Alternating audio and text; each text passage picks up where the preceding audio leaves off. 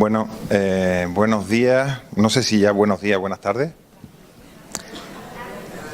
En primer lugar, yo quiero agradecer de corazón la invitación a estar hoy aquí, la invitación a aprender de todas las personas que están participando desde aquí, pero también la oportunidad fantástica de poder hablar con mucha gente que nos cuenta sus historias y que a partir de esas historias, pues yo personalmente aprendo mucho. Así que muchas gracias a la organización por haber contado conmigo y ojalá de este ratito de reflexión puedan ustedes sacar alguna idea o quizá algún interrogante que pueda servir para seguir avanzando.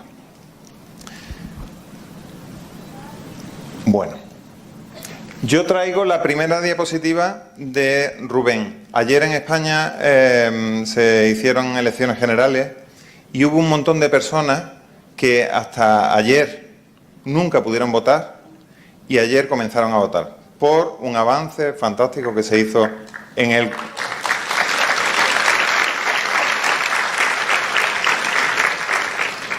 Un avance fantástico que se hizo en la anterior legislatura, a través de la cual todas las personas, independientemente de su situación, recuperan el derecho al voto. Porque pensamos que había sufragio universal, pero no era universal. Había un grupo muy cuantioso de personas que no tenían ese derecho reconocido.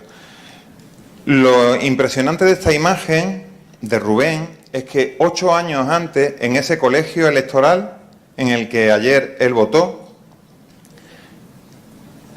fue expulsado de él. Y fue expulsado porque se hizo un dictamen de escolarización que le obligaba a ir a un centro de educación especial. La familia se negó y esta fue parte de la campaña que ellos hicieron y del trabajo que ellos hicieron porque se reconocieran los derechos de Rubén. En este caso, el derecho a la educación inclusiva, el derecho a estar escolarizado en el mismo centro donde había estado escolarizado su hermano.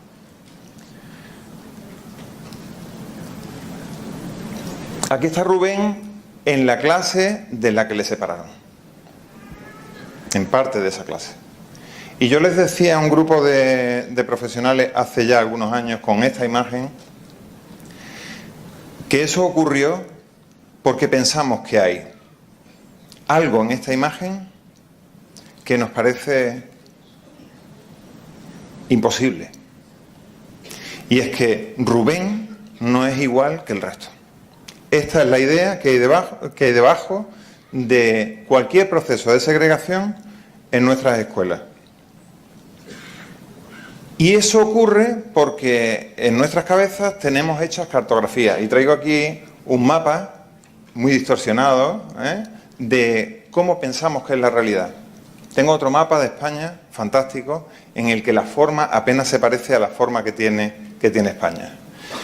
Una cosa es la representación que tenemos sobre la realidad y otra bien diferente es la realidad misma.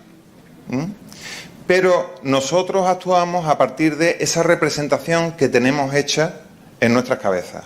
Y esa representación está basada en el pasado, en lo que hemos vivido o en lo que nos han dicho que es la realidad. Entonces, cuando nosotros no conocemos una realidad, lo que hacemos es completarla con esos mapas que nos han ido diciendo que nos sirven para pensar esa realidad. Lo que yo desconozco, lo invento o lo suplo a través de eso que hemos pensado que es la realidad. Y me acabo de dar cuenta que no he puesto el reloj a contar y debería. Me perdonan un momento.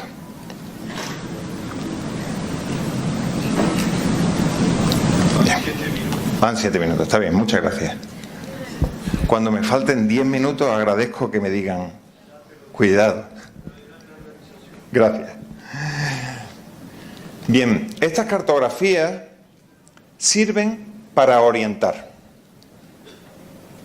El problema es que la cartografía esté equivocada. O sea, utilizamos estas representaciones que hemos hecho, cómo hemos entendido la realidad, para orientar, en este caso, a las personas en las escuelas. Se les orienta a las personas. De hecho, allá en España hay una figura que se llama orientador. El orientador es quien, de alguna manera, sí, en muchos países es así, de alguna manera entiende o ayuda a entender hacia dónde debes ir. Eso está creado desde el pasado. Y lo que está creado desde el pasado es, ahora mismo, en el presente, el prejuicio. O sea, yo veo una persona y se despliega un mapa para entender qué es lo que va a ocurrir con esa persona o qué camino debe tener esa persona o debe seguir esa persona. El camino, por ejemplo, ese mapa se desplegará de manera diferente si se trata de una mujer o un hombre, dependiendo también del color de la piel, dependiendo de la procedencia y dependiendo, por ejemplo, de lo que hemos llamado discapacidad. Cuando vemos delante a una persona como Rafa, se despliega de momento un mapa que nos dice quién es Rafa. Mejor dicho, ¿qué es Rafa? Y ese mapa, de alguna manera, está obligando a seguir esa dirección o esa orientación que nos dice la cartografía que hay creada sobre, en este caso, las personas con síndrome de Down. Y esas cartografías están instaladas en las escuelas y son muy pesadas dentro de las escuelas. Es decir, tienen mucho contenido y mucho poder. Y yo pregunto, ¿qué destino depara la escuela a niños y niñas como Rafa? Pues, por ejemplo, dependiendo del país, lo más probable es que no titule, o que no estará en la escuela ordinaria, o que ni siquiera estará escolarizado. En Málaga, hace justamente un año, algo más de un año, hicimos una reunión de un grupo de muchas familias y profesionales, activistas por el derecho a la educación, como los padres de Rubén, que dijeron, no vamos a pasar que se vulnere el derecho a la educación de nuestro hijo. Cuando se hizo esta reunión, justamente la familia y los profesionales de lo que estuvieron hablando fue un debate que no tenía nada que ver con la discapacidad. Hicieron un debate que no tenía nada que ver ni con el síndrome de Down, ni con la parálisis cerebral, ni con el autismo, ni con ninguna de esas etiquetas que nos sirven ahora mismo para pensar una realidad. Ella, Carmen, es una de esas madres que se reunió hace un año y cuenta algo sobre su propia experiencia. No se escucha. Hay que ponerle más voz.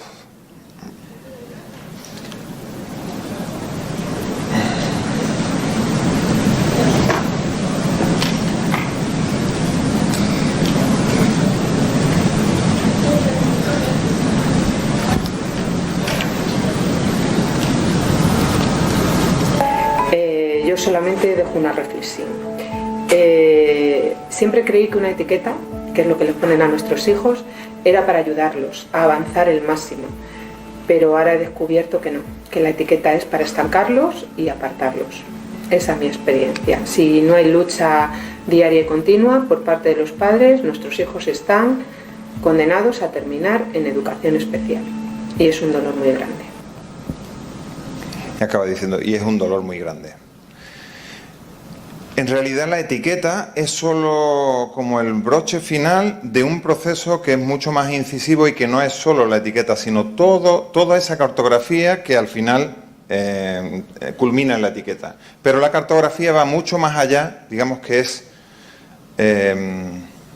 a ver cómo lo explico. Por ejemplo, pensamos que tenemos que cambiar las palabras y es importante cambiar las palabras, ¿verdad? Porque las palabras construyen también la realidad. Pero la palabra, que es la etiqueta, tiene por debajo toda una gramática que incluso cuando cambiamos la palabra queda instalada. Bueno, pues de eso es de lo que estamos hablando. Hay una losa sobre determinadas personas que está impidiéndoles progresar. Y en aquella reunión, aquellas personas, especialmente aquellas madres, han sido llamadas, y así lo manifestaban, locas. Locas porque no aceptaban la discapacidad de sus hijos. Ese no aceptar la discapacidad de sus hijos, ese haber sido llamadas locas, tenía que ver con que estaban, por ejemplo, como la madre y el padre de Rubén, diciendo: esta persona tiene derecho a estar en esta escuela. Y eso, que es la imagen inicial que os he puesto de Rubén con sus compañeros y compañeras, es lo que todavía seguimos viendo como una obscenidad. Es que no pueden estar juntos. ¿Cómo van a estar juntos? En España, unos meses después de aquella reunión, sale un informe del Comité de Representantes de Personas con Discapacidad que dice justo aquello que estaban diciendo aquellas madres que eran llamadas locas.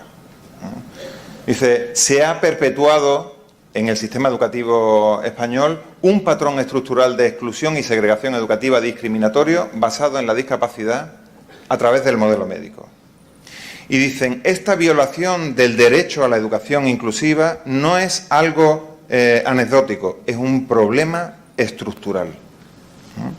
Y ese es un problema estructural que está en el sistema educativo español y evidentemente está en muchos sistemas educativos en el mundo. Pero es algo que necesariamente tenemos que remover. Se titulaba, si no recuerdo mal, la ponencia Mejor para Todos, ¿no? Educación inclusiva, mejor para todos. Yo he tenido la suerte de coincidir hace un mes aproximadamente con Thomas Egir, es profesor de la Universidad de Harvard, ha hecho uno de los informes influyentes, una metainvestigación que aglutina los resultados de 280 investigaciones realizadas en 25 países, y en este informe dice, entre otras cosas, dice: los entornos educativos inclusivos, aquellos en los que los niños con discapacidades son educados junto con sus pares no discapacitados, pueden ofrecer beneficios sustanciales a corto y largo plazo para el desarrollo cognitivo y social de los niños. Yo tengo que decir una cosa.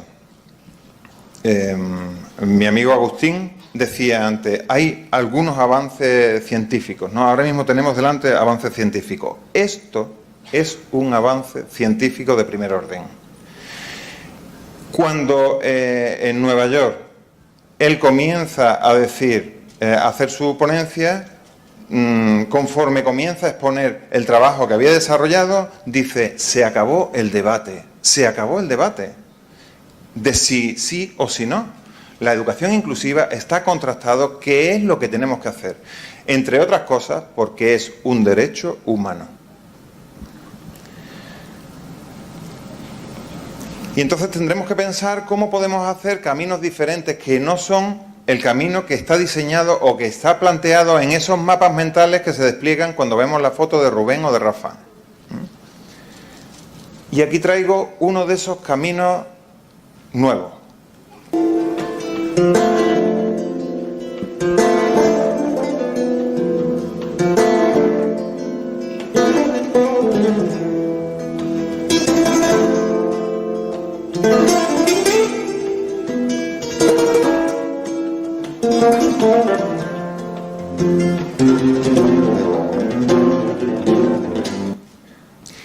Él es Manolo Tomás, lo utilizo mucho en mis ponencias porque me encanta, lo escuché, lo busqué después de haber escuchado una entrevista en la que le preguntaban cómo una persona como él podía ser un guitarrista.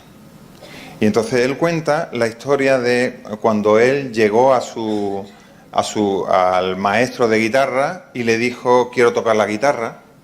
Y entonces el maestro, en lugar de pensar, de desplegar el mapa de personas como tú no pueden tocar la guitarra, lo que hizo fue una acción para, evitando ese mapa, pensar cómo puedo hacer para que él aprenda. Él cuenta que se vendaba la mano para poder enseñarle a tocar la guitarra con ese pequeño muñón que él tiene, que le sirve como para tocar.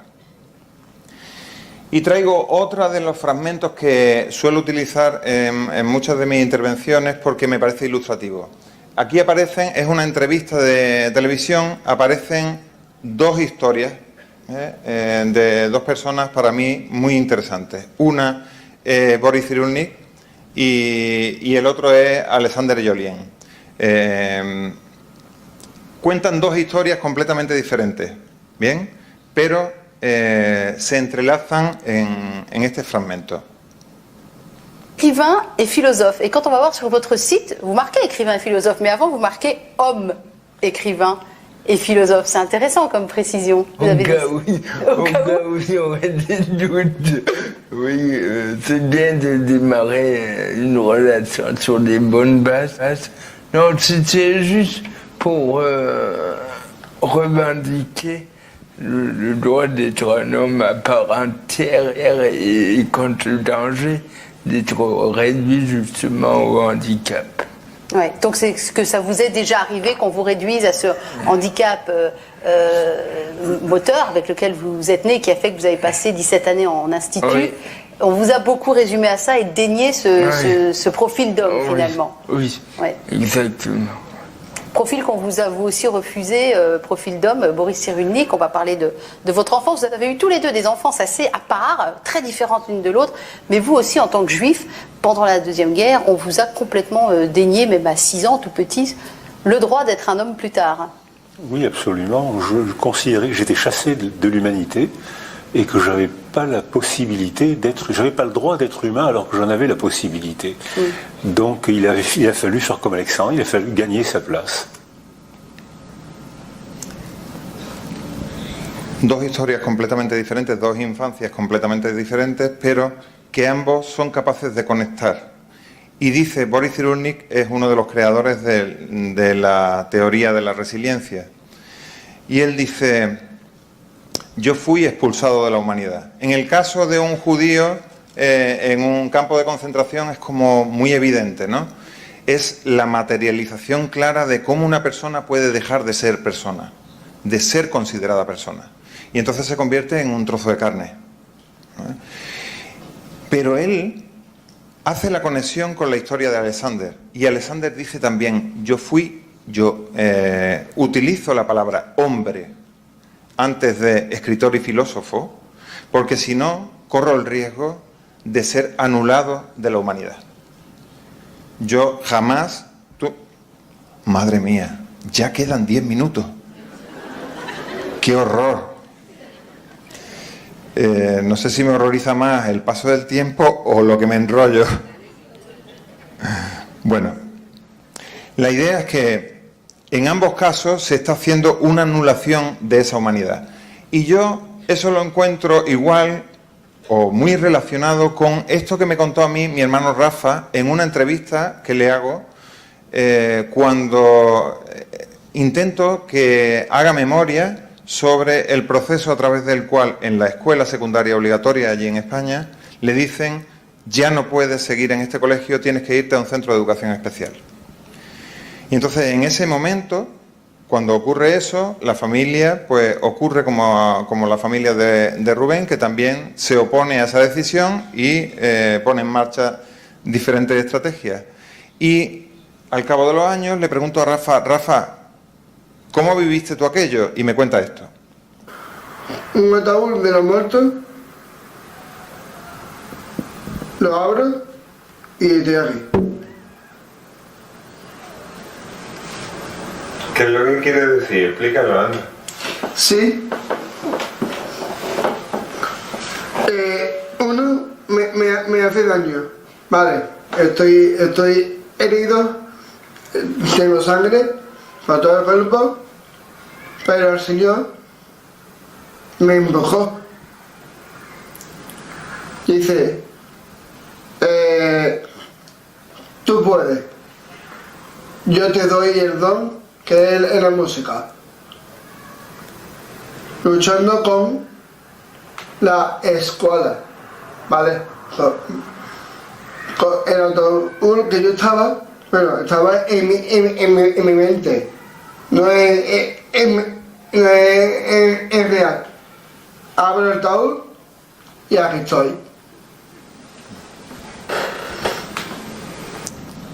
¿Se entendió todo?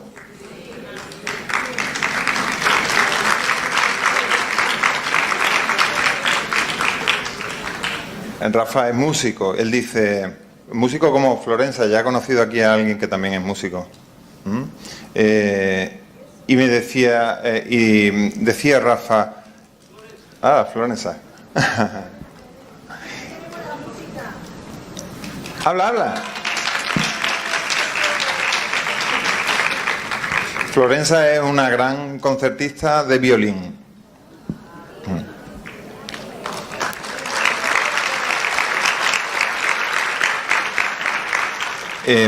Cuando Rafa dice que él encuentra, le dice, él es muy creyente, mi familia es una familia muy creyente, dice, Dios me dio el don que es la música para luchar con la escuela. Y entonces abro el ataúd y aquí estoy. Hay un proceso que es la metáfora que hace, que es una metáfora fantástica, impresionante. Está diciendo exactamente lo que han dicho ahora mismo Boris Cyrulnik y Alexander Jolien. Fue expulsado de la humanidad. Y eso es lo que ocurre cuando las personas son cosificadas y son convertidas en la discapacidad. En este caso, aquí hablo de teorías opresivas de la discapacidad que sirven para pensar la discapacidad. No es eso que hemos pensado hasta ahora, sino que la discapacidad es algo que tiene que ver con una restricción de la humanidad. Yo cuando escuché a mi hermano hablar de eso, o cuando me puse a investigar qué es lo que decían las madres, y especialmente las madres, pero las madres y los padres, cómo tenían que estar recalcando continuamente, es un niño, es una niña, es una persona. Nunca tuve que decir, yo soy un hombre y profesor universitario. Nunca tuve que decir, yo soy una persona y profesor universitario. Y tiene que ver con cómo hemos establecido nuestras relaciones. Aquí pongo la representación de la curva normal. Se supone que nos distribuimos como población respecto de una característica, en este caso el CI, de acuerdo con esta distribución. ¿Sí? Eso es lo que se ha llamado la campana de Gauss. Entonces hay un grupo de personas que se les llama retrasados, un grupo de personas a las que se les llama muy superiores. Se les ha llamado así. Ahora el lenguaje es políticamente correcto, pero la gramática es la misma. Hay unas personas superiores, hay unas personas inferiores. ¿Y quién hace esto? Nunca los que están allí. Esto es una herramienta hecha por un grupo de poder, y somos nosotros el grupo de poder, y especialmente los profesionales. Y entonces la cosificación, ese convertir a la persona en la etiqueta o convertir a la persona en la discapacidad, es justo un ataque a la humanidad. ¿Qué hemos pensado? Que la humanidad es eso que tiene que ver con un cuerpo perfecto. Porque la discapacidad la hemos metido dentro del cuerpo. Hemos dicho, la discapacidad es un problema que tiene esta persona en concreto. Está en su cuerpo. Y sin embargo, de lo que estamos hablando es de una experiencia de opresión. En el caso de mi hermano, de los 6 informes psicológicos que se hacen a lo largo de su historia, de su trayectoria escolar, aparecen muchas palabras. Saco algunas de aquí. Aceptable, retrasado, desfasado, déficit, merma, por debajo, nivel bajo, debajo de la media, deterioro, lenta, deficiente, limitaciones, menor, minusvalía, menos valor. Y yo destaco una, por ser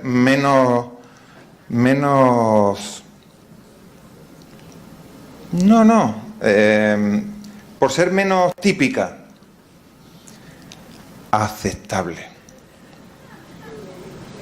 ¿Cómo una persona escribe en un informe que otra persona es aceptable? Que otra persona tiene una inteligencia aceptable. ¿Desde dónde escribe el profesional eso? ¿Desde dónde piensa el profesional eso? Y entonces, educar tiene que ser contribuir a trascender esa opresión. Y en la escuela, esa opresión está presente en muchas cosas, ¿eh? Está presente en las metodologías, está presente en la organización, está presente en las actividades, está presente en los libros de texto, está presente en las actitudes, está presente prácticamente en todo. Esta la paso. Y entonces hay que cuestionar los regímenes de verdad. En este caso, este vídeo lo voy a pasar. Tú te fuiste a Filadelfia con solamente... Fantástico, lo voy a pasar, pero es una historia en la que ella cuenta que cuando va de África a Estados Unidos se convierte en negra.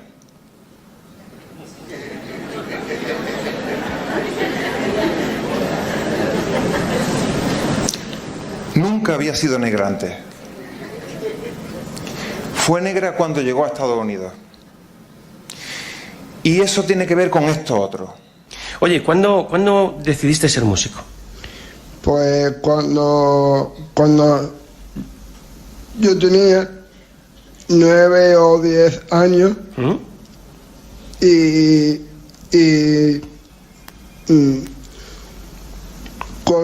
cuando se fueron los componentes de la banda con los instrumentos, se fueron para las bandas. Ah, y tú los veías pasar y te daba envidia. Decías, yo quiero. No. Yo quiero también ir con la banda, ¿no? No. ¿Ah, no? No. Mi pensamiento era, esto es lo que os voy a contar, y es, yo, ¿por qué no? En la entrevista, unos días antes le hacen otra entrevista en otra cadena de radio. Y cuando él responde lo mismo que aquí. Pero aquí ocurre que se atranca. Y entonces el presentador se desespera. Y dice, no puedo esperar, tengo que responder yo por él. Y dice, sí, tú pensaste, tú también. Y entonces dice él, no te equivoques. El problema es, yo, ¿por qué no? Porque él no podía. Porque él ya había entendido que las personas como él no podían tocar en una banda, no podían ser músicos. Entonces, no se trata de un problema que está ahí, sino un problema que está en el entorno que no está permitiendo que él sea músico. Y aquí lo explica, en otro orden de cosas, nuestra madre cuando recuerda cuando ella vuelve del hospital recién nacido Rafa y una vecina, ella dice con mala pipa, allí se dice así como, sí, dice mala leche, ¿no? Como, se ha entendido, eso es el lenguaje universal. Y entonces le ocurre esto cuando se encuentra con la vecina. Carmela vino con muy malilla uva, poca gracia, dice, oye, dicen que tu niño es mongólico, ¿es o no es? Digo, pues si tú lo dices y la gente lo dice, pues será. Dice, pero bueno, ¿es o no es mongólico? Digo, para mí no es, para mí es mi niño, pero ahora ya no sé yo lo que la gente diga o tú digas, pues está muy bien. ¿Qué quieres que te diga yo? Dice, esta conversación tan pequeña, esta conversación que tiene ella con una vecina, para mí fue enormemente ilustrativa. Porque dice, oye, me han dicho que tu hijo es mongólico, ¿sí o no? Y entonces ella dice, para mí no. Ahora, si tú lo dices, será. Y esa frase se ha convertido en una bandera. Porque significa que si tú lo dices, será. Porque te estás convirtiéndolo en eso. Y ese es el proceso de cosificación. De eso se trata de cómo hacemos de manera muy, muy incisiva que las personas se conviertan en la cartografía. Y en esa cartografía, justamente, para esa vecina, era un ser fallido. Y entonces ella dice, para mí no, para mí es mi hijo, y entonces reclama a la persona. Y eso en una conversación sencilla, en la que se están luchando por el reconocimiento de la humanidad de una persona. Y en realidad ahí hay dos grandes paradigmas confrontados. Una persona está diciendo, tiene un problema, tu hijo tiene un problema en su cuerpo. Y ella está diciendo, si tú lo dices, será. Es decir, el problema está fuera de su cuerpo. Luego, el problema no está aquí, la discapacidad no está aquí, sino que está aquí, justo en medio de estos dos cuerpos.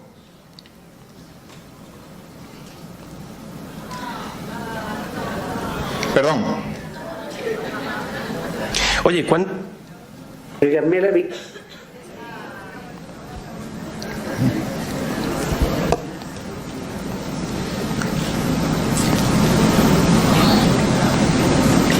Comprender esta dimensión de la discapacidad, en realidad, comprender la naturaleza social de la discapacidad, implica entender que el gran avance necesariamente estará en la transformación de lo que hay construido entre varios cuerpos. Nunca el problema puede ser la persona. Nunca el problema puede ser la persona. Y habrá que pensar cómo podemos hacer para remover y transformar esas relaciones que están tan deterioradas hasta el punto de haber convertido a las personas en cosas. Y eso tiene que ver con eso que dice Paulo Freire, uno de los grandes pedagogos de la historia, para mí el gran pedagogo inspirador de la pedagogía, de mi pedagogía también, dice, nadie educa a nadie, nadie se educa solo, los hombres se educan entre sí con la mediación del mundo. En ese proceso de transformar y eliminar la discapacidad, lo que se está es transformando el mundo. Se está transformando en esa imagen. Si pensamos en la discapacidad y dónde tenemos que hacer la incidencia nosotros, lo que se estará transformando es la relación entre mi hermano y yo, y también quién es mi hermano y quién soy yo. Y para trascender esa opresión, lo que tenemos es que conservar los sueños, porque en los sueños justamente están aquello que no está en las cartografías. Los sueños trascienden las cartografías, van más allá de lo que hemos entendido que tiene que ser la realidad. ¿Ha pasado algo ahí?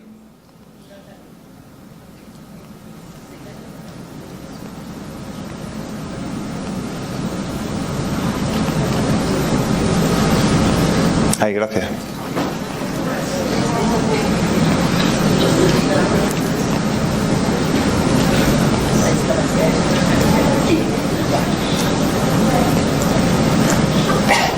¿Voy? Sí, gracias.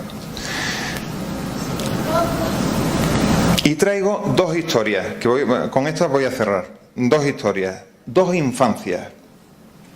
La primera la inicio con este pequeño fragmento de vídeo.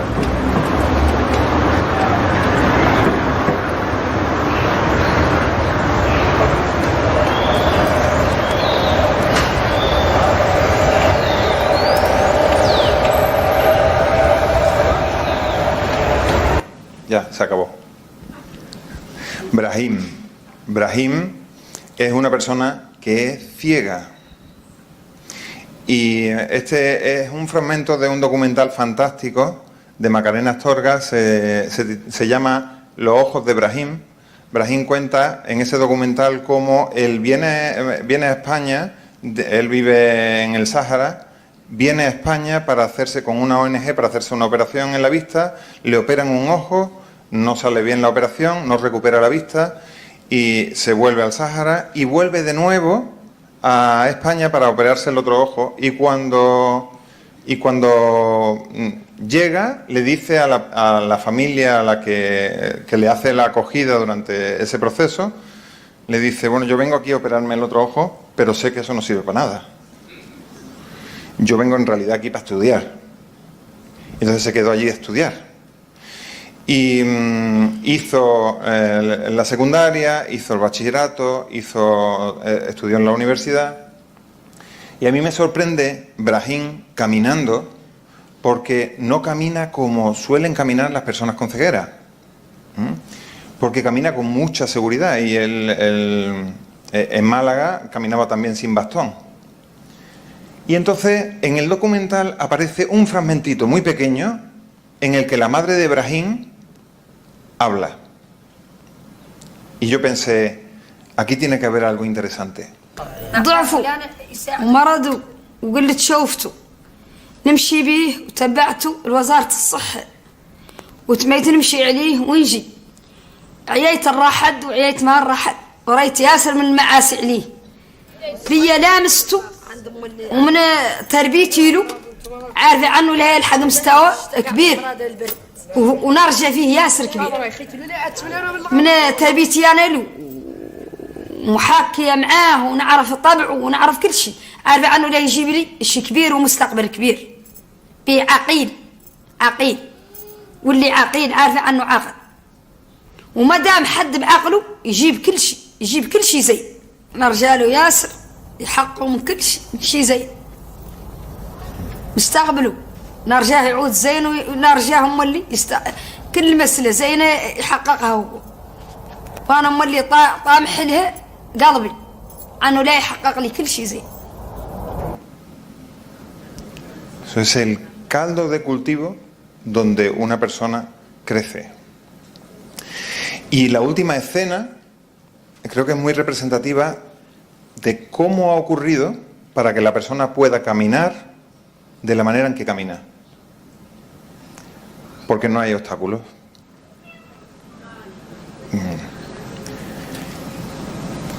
Esta es mi madre y madre de Rafa. Ella dice en una entrevista, dice, en la familia es donde mejor se puede dar la unión. Si la familia entra a deshacer lo hecho, la persona, con la dinámica de que lo que no sabe, que está enfermo o que vale menos, olvidando que como persona vale lo mismo que todo, estaría destruyendo lo que ha creado. Eso también es un caldo de cultivo. Es un caldo de cultivo. Uno puede crecer entendiendo que es una persona completa o crecer entendiendo que es una persona incompleta y fallida. Y Brahim y Rafa, los dos, recuperan un fragmento, algo que ellos destacan de sus infancias. Lo más bonito, lo más feliz es volver otra vez a mi infancia en Esmara, porque jugaba con los niños de forma inocente, no tenía en cuenta mi discapacidad, no sabía que era ciego, ni ellos tampoco lo sabían, porque me aceptaban como uno más. Jugábamos el pía, jugamos el juego que hacían los niños, el pilla-pilla. No sabían que era ciego. Y él tampoco lo sabía.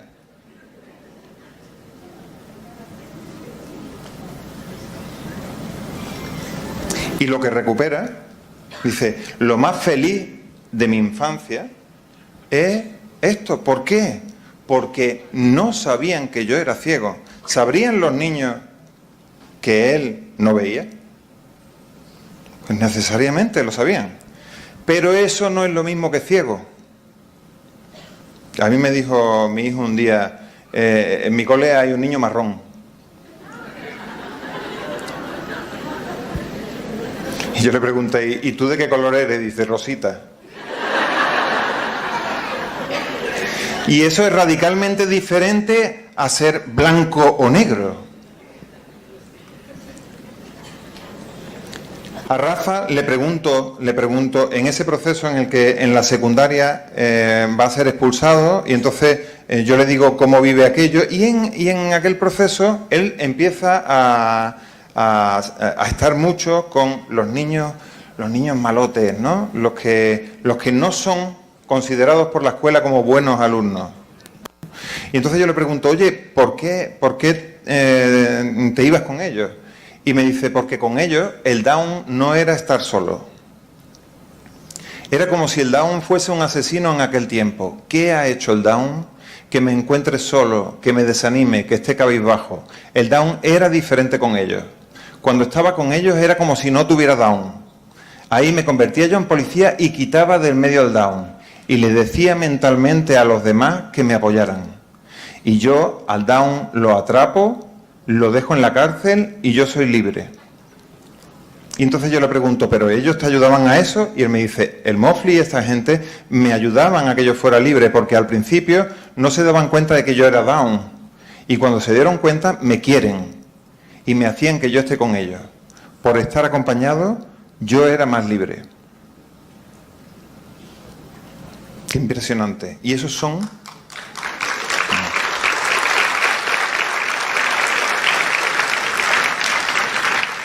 Y nos permitimos decir en las escuelas que esos son los malos alumnos.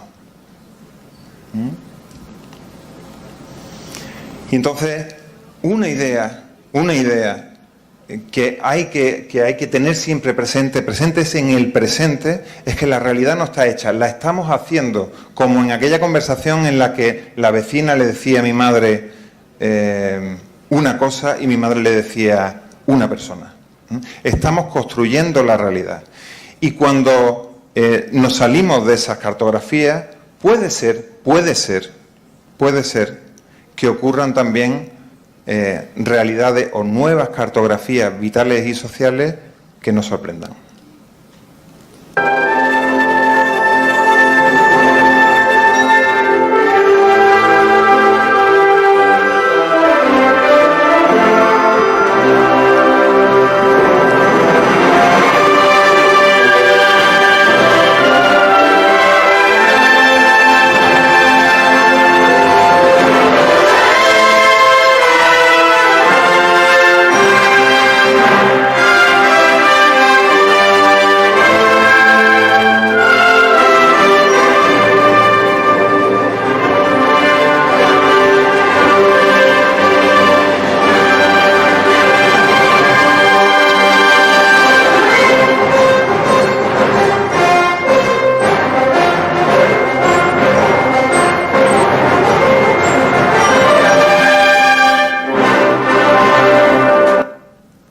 Bueno, muchas gracias.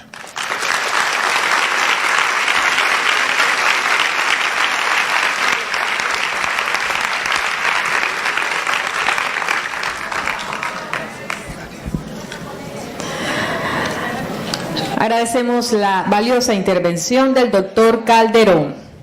Para dar cierre a nuestra sesión de la mañana, invitamos a subir al escenario a los ponentes que nos han acompañado durante esta jornada para dar respuesta a las preguntas enviadas por los participantes a través de nuestra aplicación. Estas preguntas serán moderadas por las señoras Claudia Ritzel y Mónica Cortés.